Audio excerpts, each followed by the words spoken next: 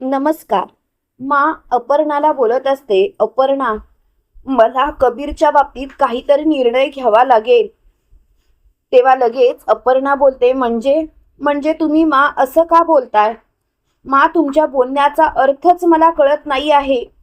तुम्ही कबीरच्या बाबतीत निर्णय घेणार म्हणजे नक्की काय घेणार? तेव्हा लगेच माँ बोलते, खरं सांगू का अपर्णा, कबीर जर का इथेच राहिला तर तो सखीच्या पाठीपाठी करणार, सखीच्या मागे मागे जाणार आणि रोज रोज त्याला नकारच ऐकावा लागणार. तेव्हा मात्र अपर्णा बोलते, माँ, तुम्हाला हे सर्व माहिती असताना सुद्धा तुम्हाला एकदाही सखीशी बोलावं, आपल्या नातवाची बाजू समजून सांगावी असं वाटलं नाही? माँ, तुम्ही एवढ्या निर्दयी मनाच्या कधीपासून झालात? तेव्हा लगेच माँ बोलते, कधीपासून? जेव्हा मी माझ्या मुलाला रक्तबंबाळ बघितलं, त्याला मरताना बघितलं, तेव्हापासून मी असं झाले. खरं सांगू का, माझ्या मनात कुणाविषयी काहीही प्रेम उरलं नाही. अपर्णा, मी एकच सांगेन, मी फक्त सूडबुद्धीने पेटलेली आहे आणि काही झालं तरी त्या कामतांच्या घरची मुलगी माझ्या घरात सून म्हणून कधीच येणार नाही. तेव्हा मात्र अपर्णा बोलते, बस झालं मा, बस झालं. काय चाललंय तुमचं?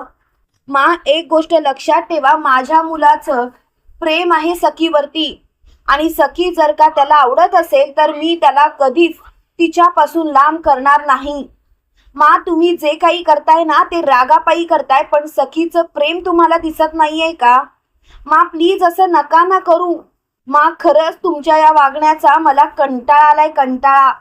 असं का वागताय तुम्ही? त्यावेळेला मा बोलतात, बस झालं अपर्णा, शेवटचा निर्णय मी तुला सांगते आणि शेवटचा निर्णय नीट ऐक.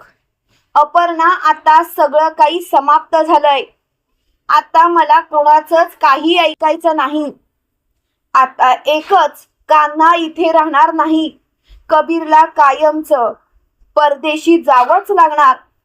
तेव्हा मात्र अपर्णा बोलते, मा, तुम्हाला काय वाटलं, तुम्ही कबीरला जर का परदेशी पाठवलं तर कबीर कायमचा सखीला विसरेल? मा, प्रेम हे एकदाच होतं आणि कबीरला प्रेम फक्त आणि फक्त सखीवरतीच झालंय आणि तुम्ही त्याला कुठेही पाठवलं तरी सुद्धा कबीर सखीला कधीच विसरू शकत नाही मा. तेव्हा मात्र मा मोठ्याने ओरडते, बस झालं अपर्णा, काय चाललंय तुझं? मी इथे आपल्या मुलाला सावरण्याचा प्रयत्न करते आणि तू मात्र माझ्या विरोधात बोलतेस. मा, असं वागून तुला मिळतंय तरी काय? मा, प्लीज प्लीज असा विचारच करू नकोस. तेव्हा मात्र माची खूपच चिडचिड झालेली असते. त्यावेळेला लगेच मा मोठ्याने बोलते, आता बस, आता मला काहीच ऐकायचं नाही. तेवढ्यात कबीर बोलतो, जाऊ देत ना आई, अगं तू कशाला भांडतेस? माची इच्छा आहे ना मी परदेशी निघून जावं, तर मी परदेशी कायमची निघून जाते. मला या विषयावर वाद घालायचा नाही आणि प्लीज आता हा विषय इथल्या इथे बंद केला तर बरं होईल. तेव्हा मात्र मा बोलते, बरं झालं कबीर, तुला माझ्या बोलण्याचा अर्थ तरी समजला. आणि मा तिथून जात असते. त्याच वेळेला लगेच अपर्णा बोलते, मा, तुम्ही तुमच्या नातवाचा विचार करत नाही आहात, तर तुम्ही फक्त आणि फक्त स्वार्थी विचार करताय. तुम्हाला सखी या घरात नको म्हणून तुम्ही कायमचं सखीला या घरापासून लांब ठेवण्यासाठी कबीरला परदेशी पाठवताय मा, आणि तुम्ही हे चुकीचं करताय. माझ्या मा अशा नव्हत्या. त्यांना दुसऱ्यांची काळजी होती, दुसऱ्यांबद्दल प्रेम होतं, पण तुम्ही मात्र माझा विश्वासघात करताय मा, आणि त्यासाठी मी तुम्हाला कधीच माफ करणार नाही. तेव्हा मात्र लगेच मा बोलते, तुला याचा सगळ्याचा अर्थ आता कळत नाहीये. मी जे काही करते ना ते योग्यच करतेय, पण तुला मात्र आता सगळं काही समजेल आणि त्यावेळेला मात्र तू माझीच बाजू घेशील. तेव्हा मात्र अपर्णा बोलते, नाही मा, मला कबीरने सर्व काही सांगितलंय आणि त्या सर्व गोष्टी मला समजल्यानंतर मी एकच बाजू घेतली, ती म्हणजे मी माझ्या कबीरच्याच बाजूने उभं राहणार. मा, तुम्ही कितीही काही करा तरी सुद्धा कबीर परदेशी जाणार नाही. तेव्हा लगेच कबीर बोलतो, मी परदेशी जाणार आई, फक्त एका मुलीने जर का मला थांबवलं. मा, सखी जर का माझ्याकडे आली आणि मला तिने परदेशी जाण्यापासून थांबवलं तर मात्र मी परदेशी जाणार नाही म्हणजे नाही. तेव्हा मात्र मी माझ्या मतावरती ठाम राहीन. तेव्हा मात्र लगेच मा बोलते, कबीर, कितीही वाट बघ तरी सुद्धा ती मुलगी परत तुझ्या जवळ येणारच नाही. तेव्हा मात्र कबीर बोलतोय, बघूया ना कुणाचं प्रेम जिंकतंय, माझं की तुमचा हा आत्मविश्वास.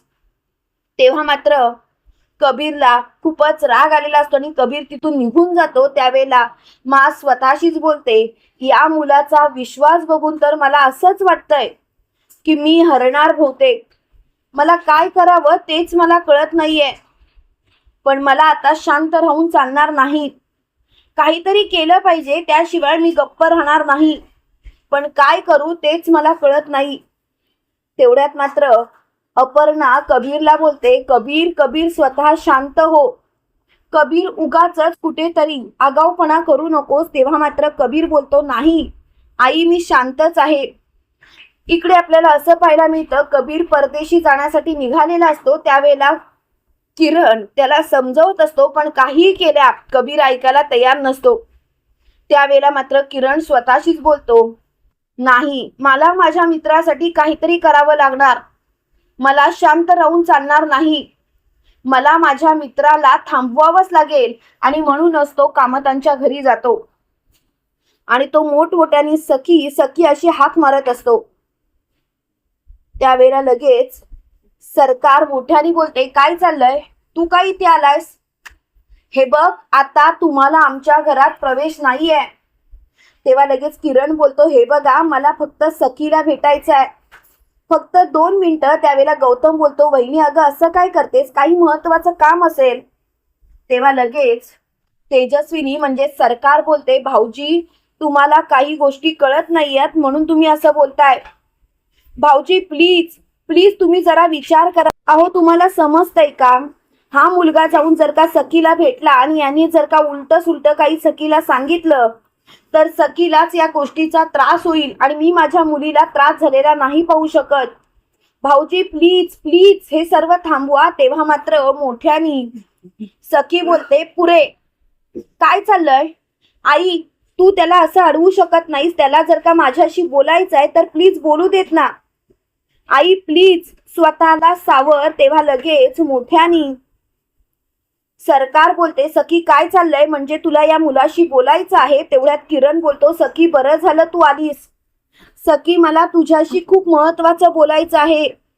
सखी ते ऐकल्यानंतर तुला धक्का बसेल, पण मी तुला एवढंच सांगेन, कबीरला लवकरात लवकर थांबव सखी.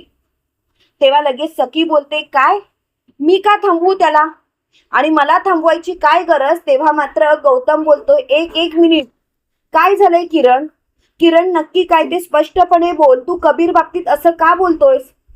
तेव्हा लगेच किरण बोलतो, कबीरला जर का आज तू थांबवलं नाहीस ना सखी तर पुन्हा तुला कबीर कधीच दिसणार नाही. सखी तुझं खरोखर कबीरवरती प्रेम नाही आहे का. तेव्हा सखी बोलते, नाही आहे, माझं त्याच्यावरती प्रेम नाही आणि मला त्याला थांबवावंसं वाटत सुद्धा नाही. आणि तसंही तो कुठेही गेला तरी मला काहीच फरक पडत नाही. तेव्हा मात्र किरण बोलतो, मग माझं चुकलं की मी उगाचच इथे आलो. खूपच खूपच इच्छा बाळगून मी आलो होतो, पण आता मात्र समजून चुकलंय की मी उगाच इथे येऊन खूप मोठी चूक केली. तेव्हा मात्र गौतम बोलतो, काय झालंय किरण. तेव्हा मात्र किरण बोलतो, कबीर कायमचा परदेशी निघून चाललाय आणि सखी तो पुन्हा कधीही इकडे येणार नाही. हे ऐकता सखीच्या पायाखालची जमीनच सरकते. तेव्हा लगेच सरकार बोलते, बरं झालंय ना तो इथून चाललाय ते निघून आणि तो पुन्हा इथे कधीच येणार नाही ते, आणि तसंही त्यांनी पुन्हा कधीच येऊ नये. तेव्हा मात्र किरण बोलतो, 1 मिनिट, तुम्ही कशाला मध्ये मध्ये बोलताय. अहो जिला उत्तर द्यायचंय तिला उत्तर देऊ देत ना. सखी तुला काय वाटतं, सखी प्लीज उत्तर दे. तेव्हा लगेच सखी बोलते, तू काय बोललास, तो कायमचा चाललाय, पळकुटाच आहे तो जाणारच. तेव्हा मात्र गौतम बोलतो, 1 मिनिट सखी, उगाच त्याला नावं ठेवू नकोस. सखी तू काय वागतेस, तुला तरी कळतंय का. अगं जरा विचार करून बोलत जा. तेव्हा मात्र सखी बोलते, माझंच चुकलं, की मी प्रत्येक वेळेला त्याची बाजू घेतली, पण आता मात्र नाही. तेव्हा मात्र लगेच सखी बोलते, हे बघ किरण, त्याला जिकडे जायचंय तिकडे जाऊ दे. तेव्हा लगेच कबीर हे नाव ऐकताच पुन्हा एकदा गौतम बोलतो, हे बघ किरण, तिला जर का काहीच ऐकायचं नसेल तर तू कबीर बद्दल कशाला सारखं सारखं सांगतोयस? तू तिला सांगितलंस ना आता काळजी करायची गरज नाही म्हणून. आणि तसंही सखी, तुला कायमचं या गोष्टींपासून लांब व्हायचंच आहे ना, मग कशाला विचार करतेस? प्लीज प्लीज या सर्व गोष्टींपासून लांबच राहा. तेवढ्यात मात्र सखी खूपच रडकुंडीला आलेली असते आणि तिच्या बेडरूम मध्ये गेलेली असते. त्यावेळेला किरण खूप तिला हाका मारण्याचा प्रयत्न करत असतो, पण काहीही केल्या सखी मात्र त्याच्याकडे लक्षच देत नाही. इकडे सखी बेडरूम मध्ये रडत असते. ती म्हणत असते, मी काय करू, मला तर समजतच नाहीये मी काय करावं ते, पण मी त्याच्याशिवाय राहू शकत नाही, हे सुद्धा तितकंच खरं आहे. तेवढ्यात तिथे गौतम येतो आणि गौतम सखीला बोलतो, सखी, किती दिवस स्वतःच्या मनावर ताबा ठेवणार आहेस? सखी प्लीज विचार कर. तेव्हा लगेच सखी बोलते, काय विचार करू, मला तर कळतच नाहीये काय करावं ते. पण एक गोष्ट मात्र मला कळून चुकली, ती म्हणजे आता कितीही काही झालं तरी सुद्धा कोणीही माझा विचार करत नाही. तेव्हा मात्र गौतम बोलतो, सखी, तुला त्रास का होतोय माहितीये? कारण तुझं फक्त आणि फक्त कान्हावरती प्रेम आहे. हे बघ सखी, तू लवकरात लवकर त्याला जाऊन थांबव, नाहीतर सखी कायमचे एकटं पडशील आणि तो कायमचा निघून जाईल. तेव्हा सखीला तिच्या प्रेमाची जाणीव झालेली असते आणि सखी वेड्यासारखी जिन्यावरून धावत धावत खाली येत असते. तेव्हा सरकार तिच्याकडे बघत असते आणि मोठ्याने बोलते, सखी, सखी, कुठे चाललीस तू? सखी, काय झालं सांगशील का? पण सखी मात्र तिच्याकडे बघतच नाही आणि सरळ तिथून निघून जाते. तेव्हा मात्र सरकार स्वतःशीच बोलते, मूर्ख मुलगी, कुठे गेली ही? आता तर मला काही कळतच नाही काय करावं ते, पण लवकरात लवकर हिची समजूत काढलीच पाहिजे, नाहीतर ही जाऊन त्या कबीरला अडवायची. इकडे कबीर निघालेला असतो. तेवढ्यात मात्र सखी तिथे पोचते आणि मोठ्याने बोलते, कबीर थांब, कबीर, तुला कुठेही जायची गरज नाही. तेवढ्यात कबीरचे पाय निघालेलेच असतात, ते थांबतात आणि त्यावेळेला मात्र मला धक्काच बसतो. तेव्हा लगेच कबीर सखीजवळ येतो आणि सखीला म्हणतो, बेबी सरकार तुम्ही? त्यावेळेला लगेच सखी बोलते, तुझ्या बेबी सरकारला सोडून तू कुठे चाललास? तेव्हा लगेच कबीर बोलतो, मला तर तुम्हाला सोडून कुठे जायचं नाहीये, कायम तुमच्या सोबतच राहायचंय. तुम्हाला काय वाटतं मित्रांनो, खरोखर सखी कान्हाला परदेशी जाण्यापासून थांबवेल का? आणि खरोखर मा सखीचा स्वीकार करेल का? कमेंट करून नक्की कळवा. आणि असेच मालिकेंचे नवनवीन अपडेट पाहण्यासाठी व्हिडिओला लाईक, चॅनलला सबस्क्राईब करायला विसरू नका.